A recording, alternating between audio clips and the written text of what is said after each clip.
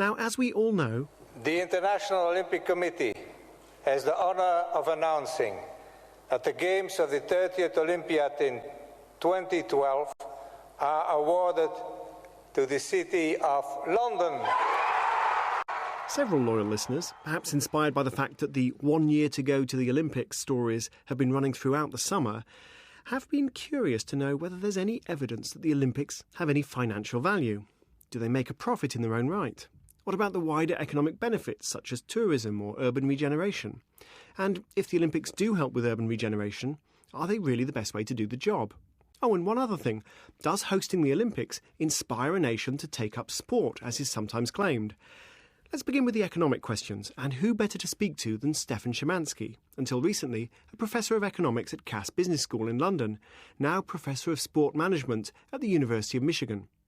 I began by asking him whether Olympic Games ever make a profit. The most famous one for making money is probably the 1984 Los Angeles Olympics.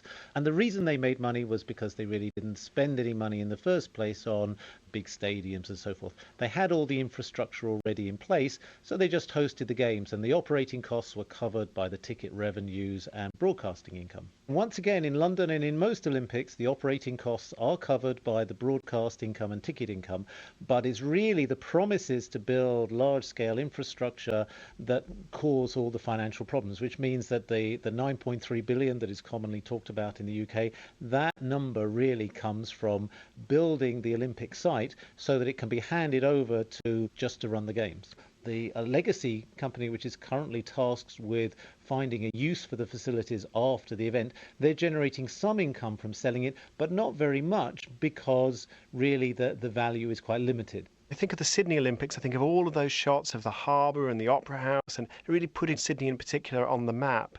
Won't these Olympics help to boost tourism and help to boost the international image of London? Is there some benefit to that?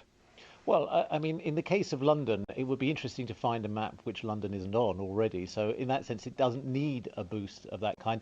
But also, there's been some very interesting research done which shows that none of the Olympic sites over the last 30 years have produced a significant benefit in tourism. So the tourist story is really a bit unlikely as being a major contributor to any economic benefit.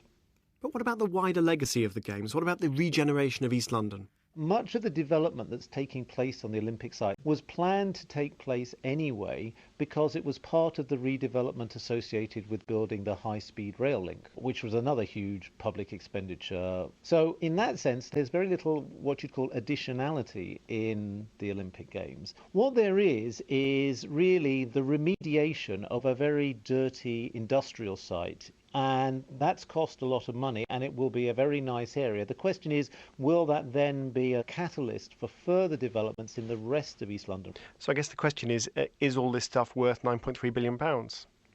Well, and for an economist, that's a very good question in the sense of when you say worth. If you mean in strictly economic terms, are the financial returns greater than the investment, then the probable answer is no, because the infrastructure that you build doesn't have a great value after the event. For example, the Olympic Stadium is going to be the host of West Ham Football Club, but for most of the week the facility is going to be empty. The utilisation you're getting out of that facility is quite limited, whereas if you compare that to, say, investing in a new bridge or a housing complex or a hospital or some other kind of facility that will be used on a regular basis, then you get a lot more benefit. In fact, the biggest catalyst for development in the area of the Olympics complex is in fact going to be the Westfield shopping centre, which again, Westfield have said that they would have built their shopping centre there anyway. That's going to employ more people in the long term probably than any other employer in and around the Olympic site, and will generate more economic development in all probability than the entire Olympic project that the government has funded. Stefan Szymanski of the University of Michigan. One of the selling points of the London Olympics was the idea that it would inspire a generation of young Britons to get off the sofa and take up sport. But what's the evidence for that? I spoke to Professor Mike Weed, Director of the Centre for Sport, Physical Education and Activity Research at Coventry University, and began by asking him whether anything specific had been promised. Initially, there was a sort of vague promise by the organising committee in Singapore in 2005 at the final bid presentation that London would inspire a new generation to take part in sport. Then, a couple of years later, the previous government established a specific target of getting 1 million more people participating in sport 3 times a week for at least 30 minutes each time. So that's 3 times a week for 30 minutes a time. And they wanted to get 1 million more people participating at that level between 2007-8 and 2012-13. So over a 5-year period, getting 1 million more people participating at this level. This effect is something we call the demonstration effect. So it's the idea that people get inspired by elite sports, sports people and sports events to participate themselves. One of the problems about this is that using elite sport and elite sports people to try and inspire the population in general to participate is that you can get an effect called the competence gap.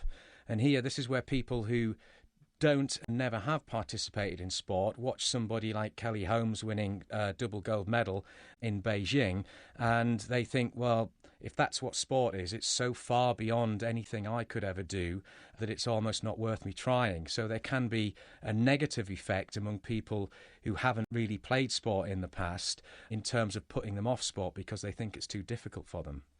Going back then to the 1 million more people participating in the 5 years from 2007-8, essentially what this requires is 200,000 people a year for 5 years. There's a very big national survey called the Active People Survey that's run by Sport England. What we've seen halfway through that period is that rather than having got 500,000 people participating, so far we've got 109,000 people participating. At the current rate, in order to hit that legacy target of 1 million more people, we'll need another 20 years.